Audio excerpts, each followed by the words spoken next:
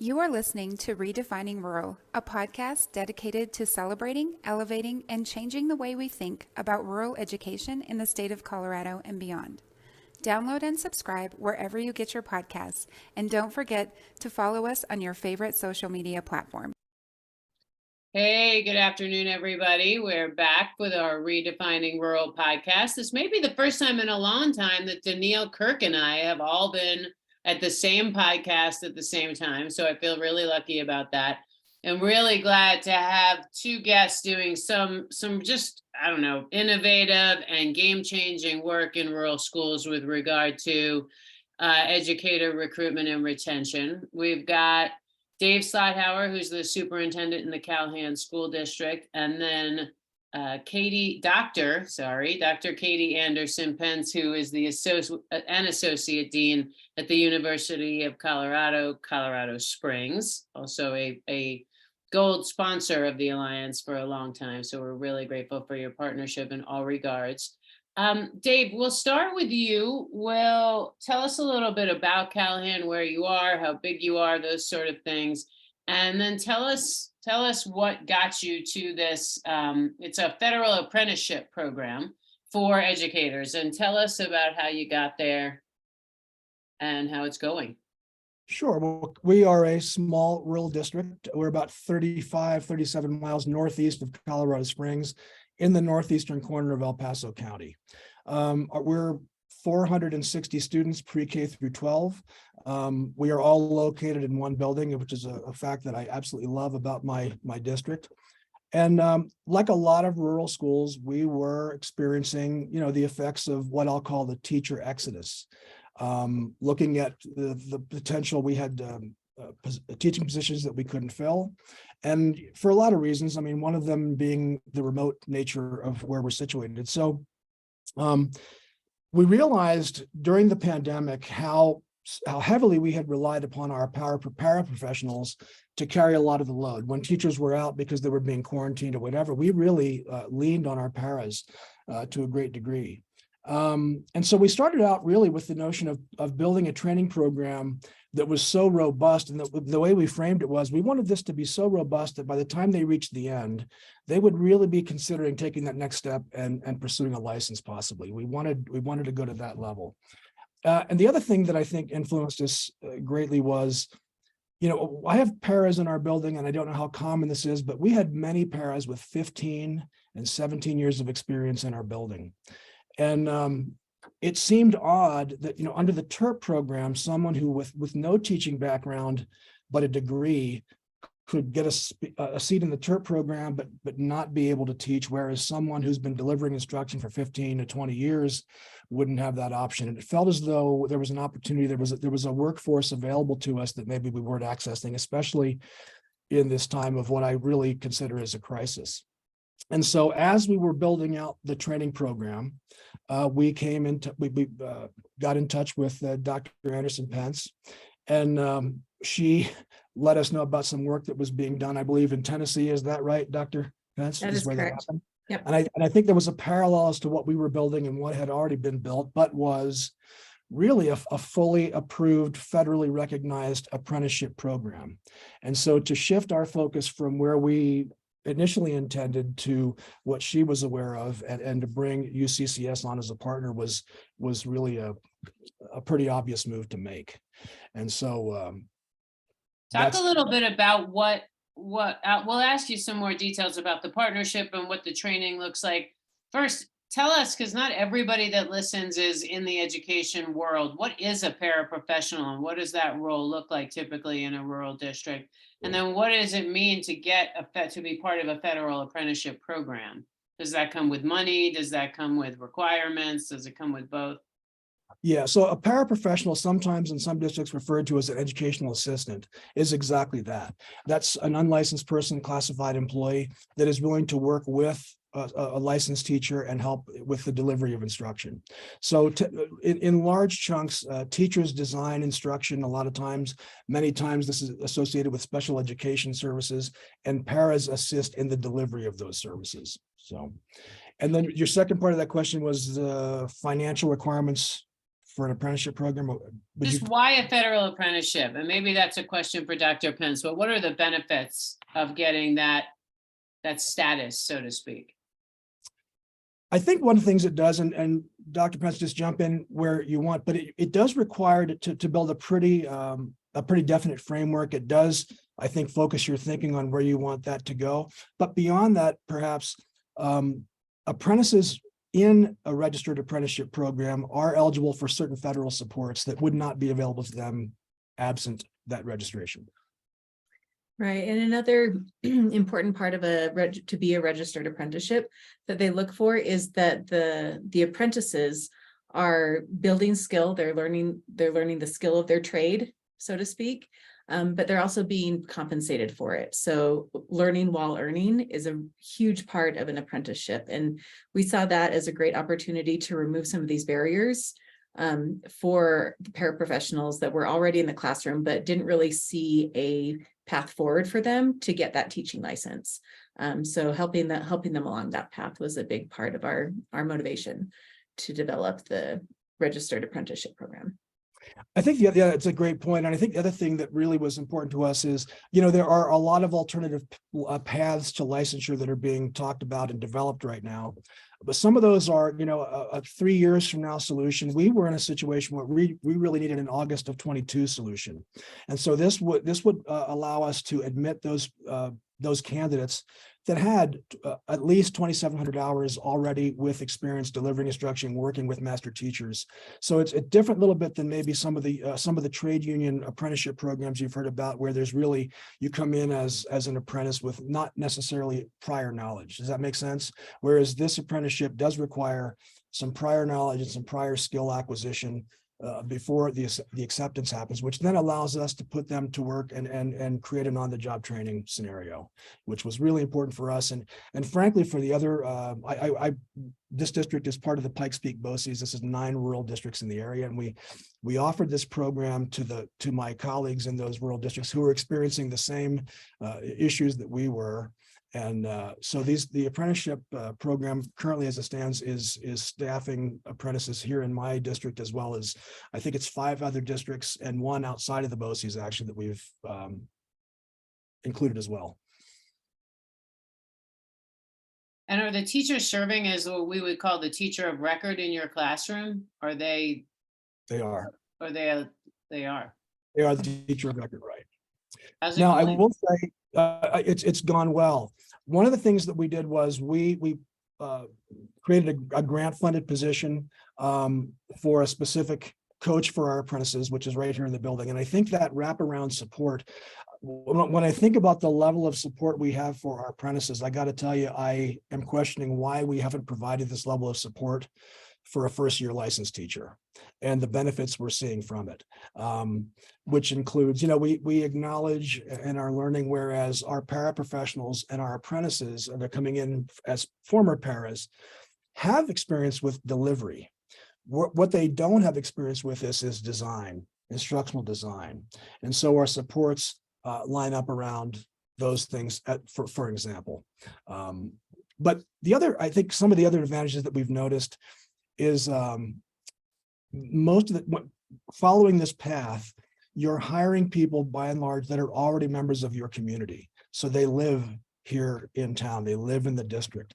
They already know what they're getting into because they've been working here for 3 years and far beyond. So they know what, unlike, sometimes a first-year licensed teacher, they're sort of not fully aware of the complete weight of the job, having student taught. Whereas our paras have a really good understanding of that.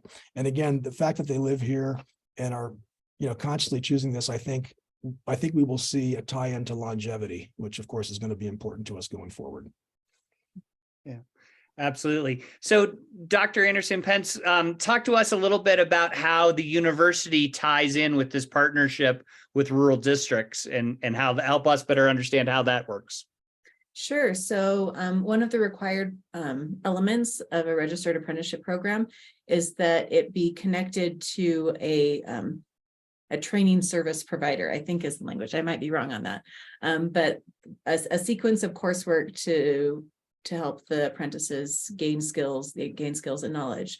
So we developed a 2-year course sequence for the apprentices to go through.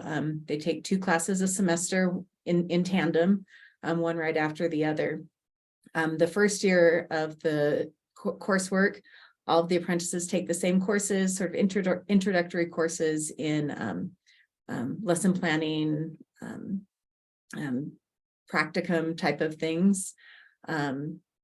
Let's see, what else are they doing? Educational psychology, intro to inclusive education and special education, and a diversity class, multicultural education type of class.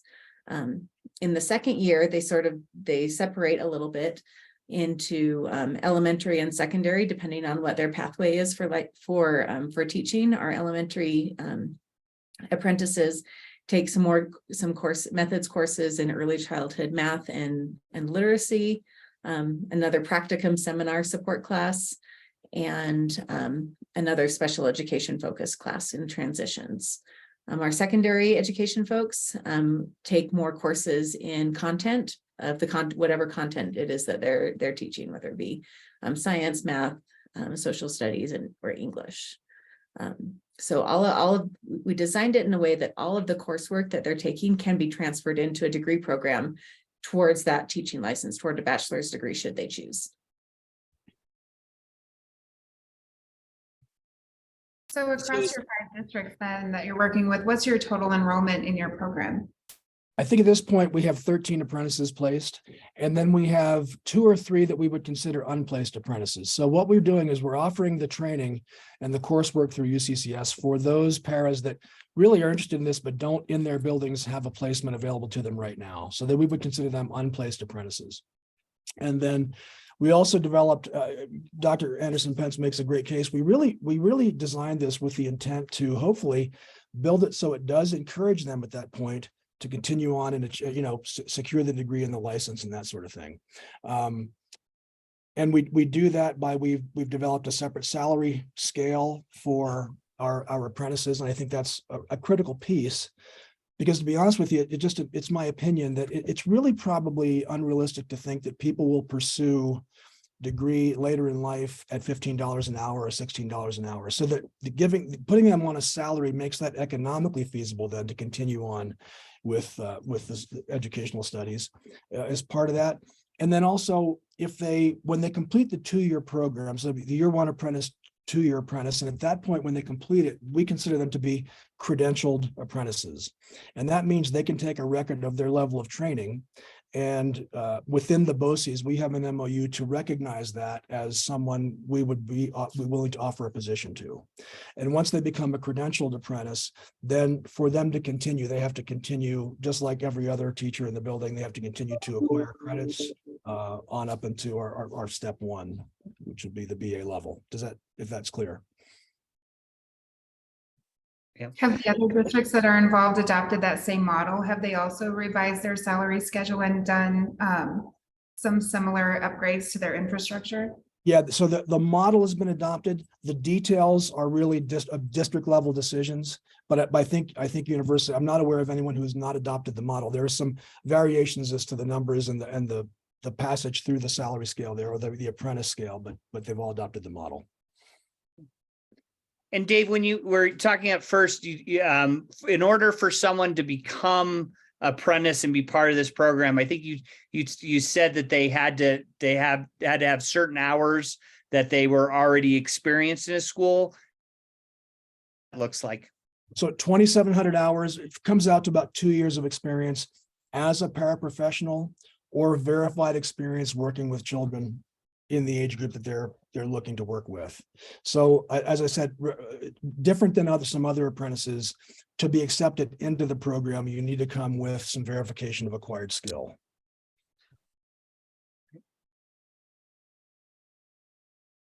So what advice would you have for other leaders that are looking to start a similar program? What are the first steps? What should they consider? What should they be aware of in trying to develop a model like this in their own community?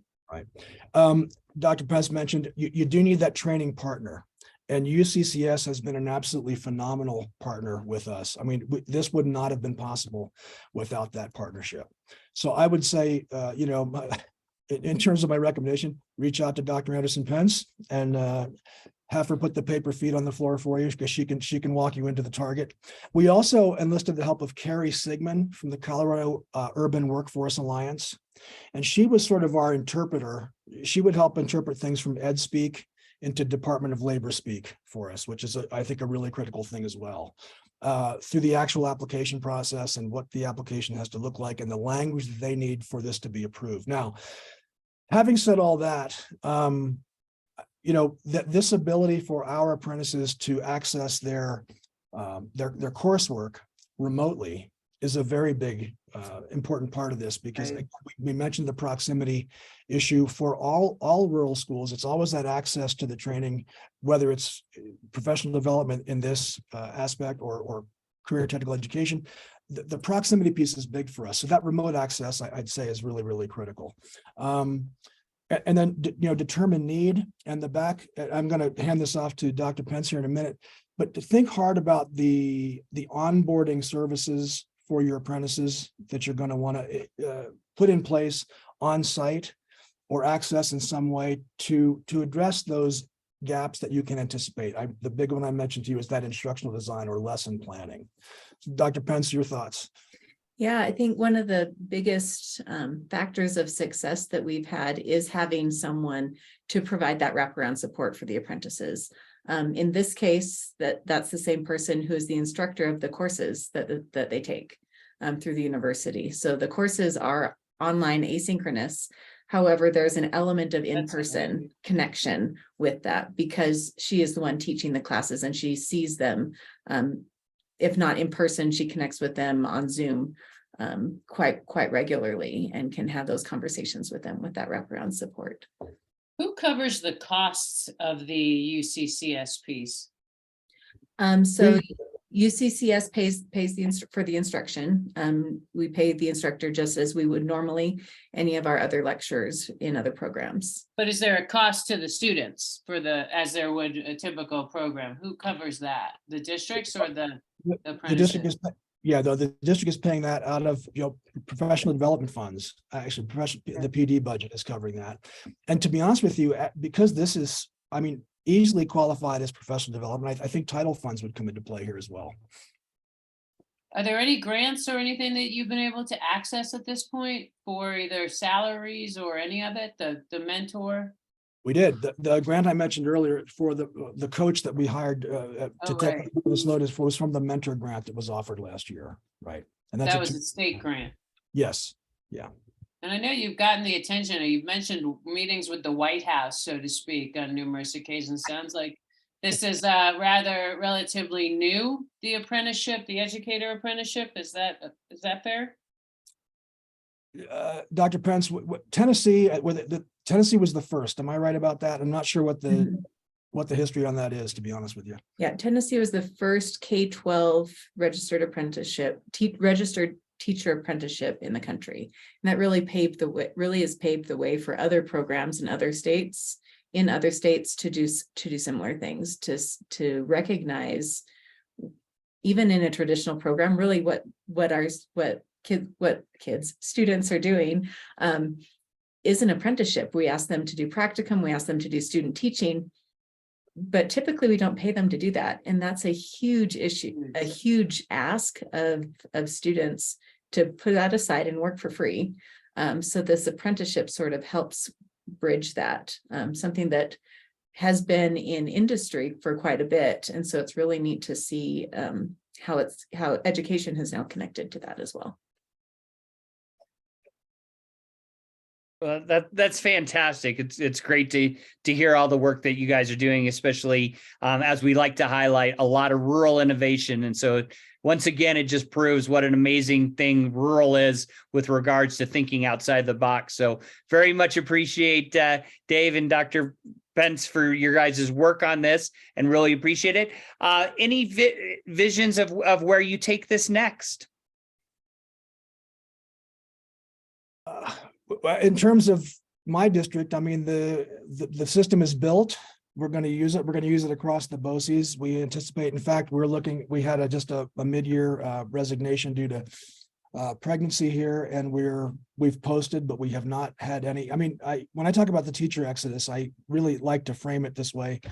We will typically, and I'm not unusual in this respect, we'll post for 6 months and not receive even one application. That's becoming the norm. And so we're interviewing, I think tomorrow, an apprentice candidate to fill that. And again, a couple of advantages here is that just because you're a paraprofessional and you're eligible for the program does not mean that you're going to be placed. You still have to stand through the interview process. It's still the building principal's decision whether or not to place that person. But one possible advantage is we are then in a position to be able to hire someone whose work we have seen for 2, 3, or more years, which is really significantly different when we hire, from out from the economy, if I'll put it that way. And so we've just been very pleased with our apprentices. I know, in speaking to my colleagues across the BOCES, they're pleased with the work they're seeing from their apprentices. And I once put it to a group of superintendents. I said, look, all of us in this circle have been teachers. And I'm asking you, what percentage of your effectiveness as a teacher was due to content knowledge? And what percentage of your effectiveness was due to the ability to effectively deliver instruction? And I think all of us that have been in the job, it's our ability to deliver that makes us great teachers to a great extent. And so I think what excites me about this program is our ability to access that talent pool that has demonstrated skill at that instructional delivery. Are you worried that you're going to run out of paraprofessionals? I mean, is that the next great shortage? I don't think they're a dime a dozen as it comes. Yeah, I should mention that. A couple of really beneficial things that we sort of fell backwards into. We made it public what we were doing and went to a job fair. And typically for years, we've gone to job fairs and prospected for teachers. But because we opened this pathway to becoming a teacher or, a credentialed apprentice, we actually had people come to us seeking paraprofessional jobs. And it occurred to us, we've never really prospected at job fairs for paraprofessionals. But because they're willing to be hired as a paraprofessional, accumulate the hours they need then to be accepted into the apprenticeship program. And it opened up a whole nother stream of prospecting that we hadn't accessed before. I don't know why, it just hadn't occurred to us. So that was something that we backed into. I should probably mention, I was anticipating there would be some opposition to what we were trying to do. I thought the association might be my first call, but I have not heard from them since this all began. In fact, in almost all categories, people have been very, very supportive. I hope that's because, and I think it's because they, as we do, recognize just the dire need for a program like this. Yeah, we're actually expecting some legislation from CareerWise, which is our state apprenticeship program, moving forward, essentially the equivalent of the federal apprenticeship program for educators. So, yeah, I don't expect opposition to that. Yeah, and if anything we can do at Calhan, I know I'm sure Dr. Pence feels the same way. Any information we can give, we're more than happy to do that. We'll put you in touch with the people that we spoke to.